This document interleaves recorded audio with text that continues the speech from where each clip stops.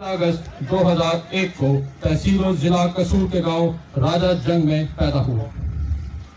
شہید نے اپنی ابتدائی تعلیم گورنمنٹ ہائی اسکول راجہ جنگ سے حاصل کی۔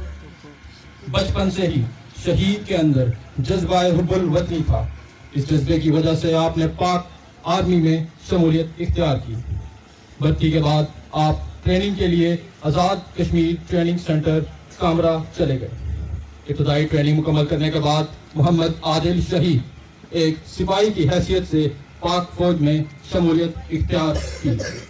سپاہی محمد عادل نے پاکستان کے سربلندی کے لیے ہر مشکل وقت میں اپنے فرائض کو احسن طریقے سے نبھایا اور پاکستان کا نام روشن کیا۔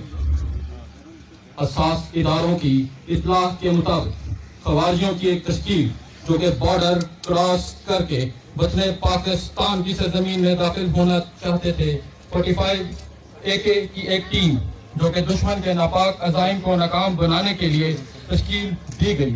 اس میں سپاہی محمد عادل شہید بھی اپنے فرائض سر انجام دے رہے تھے۔ خوارجیوں کے ساتھ فائر کے تبادلے میں 8 خوارجیوں کو جہنم واصل کیا گیا اور بھاگنے والوں کے تعاقب میں بہادر شہید سپاہی محمد عادل زخمی ہو گئے۔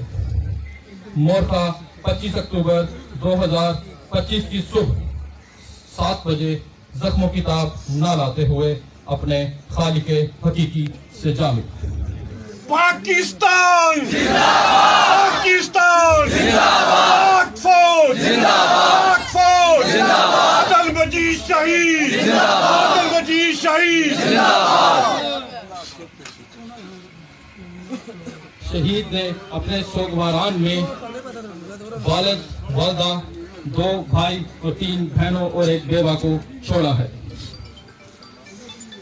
افواج پاکستان شہید کی قربانیوں کو سلام پیش کرتا ہے۔